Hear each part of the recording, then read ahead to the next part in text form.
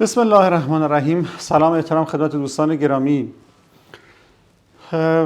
واقعیت اینه که ما در حوزه اقتصاد و سیاست خارجی دچار یک کندی عجیبی هستیم و این کندی باعث شده که مقامات ما فرصت‌ها رو بشن تماشا کنن یا نگاه میکنن که یک فرصتی داره میره، میگن خب رفت دیگه، حالا از اون ور میاد نگاش میکنن که از ایران دوباره خارج بشه.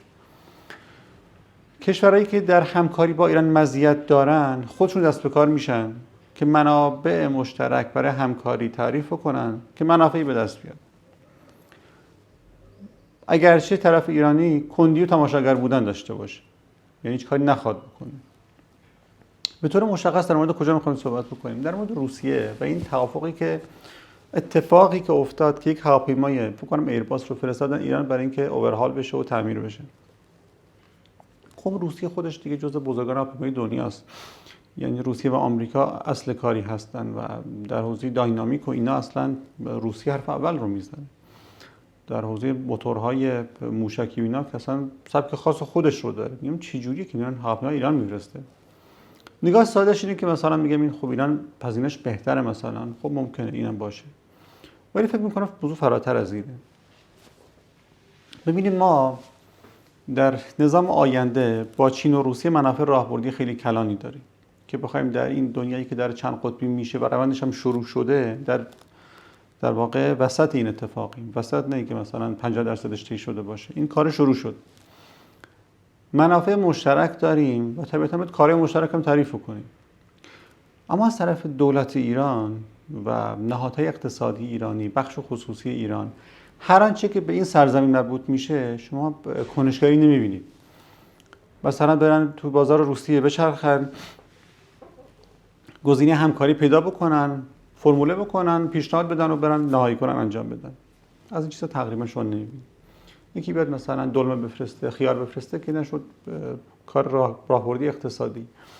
ولی خب روسیه اینو میدونه، چینی‌ها اینو میدونن که باید با ایران شما بیاید چیکار بکنید؟ این کنش‌های کلان رو تعریف بکنید. حد اکثر کنشی که در ایران تعریف شده اینه که برن چین میکنن از ما نفت خر، که اونم گفتن خب باشه. که در خاطرات مارک پومپئو چیز جالبی اومده بود، گفته بود که چینی‌ها باعث شدن که تحریم‌ها شکست بخوره و چون خرید نفت از ایران متوقف نکردن، هم در سال 90 و هم در سال 97 باعث شدن که ما موفق نشیم. این اتفاق خیلی خیلی مهمیه.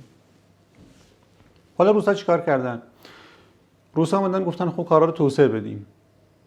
میادین گازی شما کجاست؟ گفتن اینجا. اومدن چپ و راست فرستادن، رئیس گازپروم اومد، معاون نخست وزیر اومد، نخست وزیر فلان. یعنی ترافیکی از فعالیت‌ها که طرف ایرانی تکون بخوره، چون اینور دوست ندارن با روسیه کار. این واقعیتی. یعنی که شما فکر می‌کنید که ما مستعمره روسیه شدیم، مستعمره چینی شدیم. اینا حرفایی که آدمایی میزنن که دوستان فقط با غرب کار بکنن.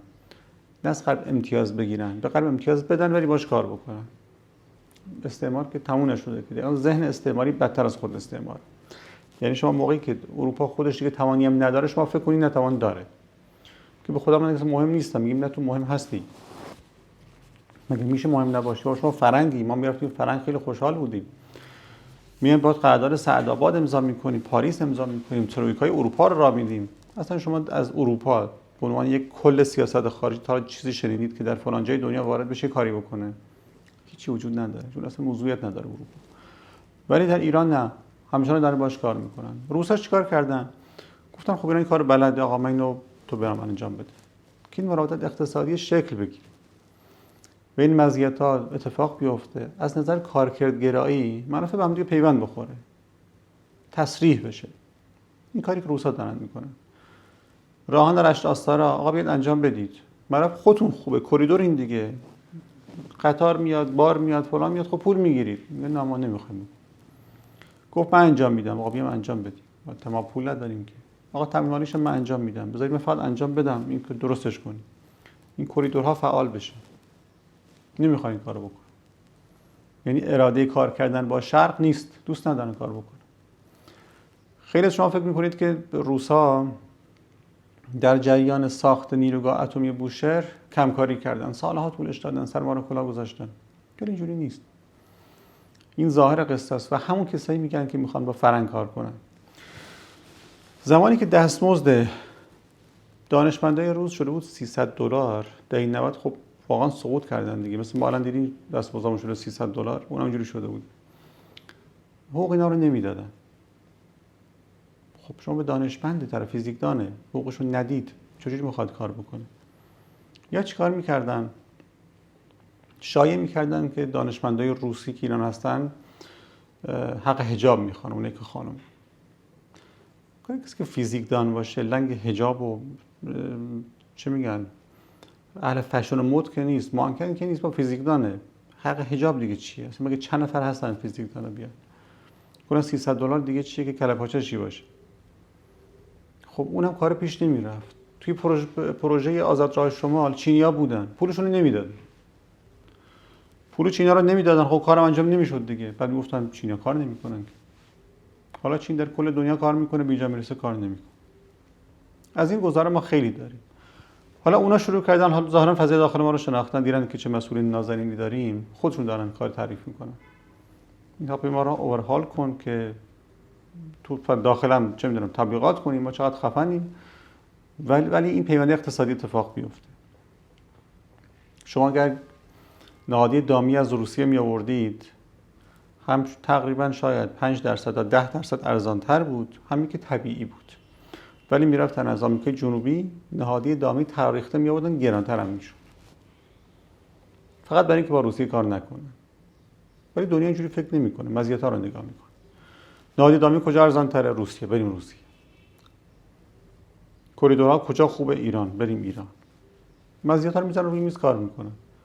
اینجا میخوان حتما با غرب کار بکنن، میخوان با جای دیگه کار بکنن. بازم برگردیم به چیزی که تکرار میکنیم.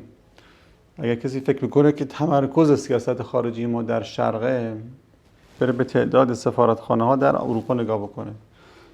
برین در داخل سایت وزارت خارجه، ما تقریبا 40 تا دفتر اروپایی داریم.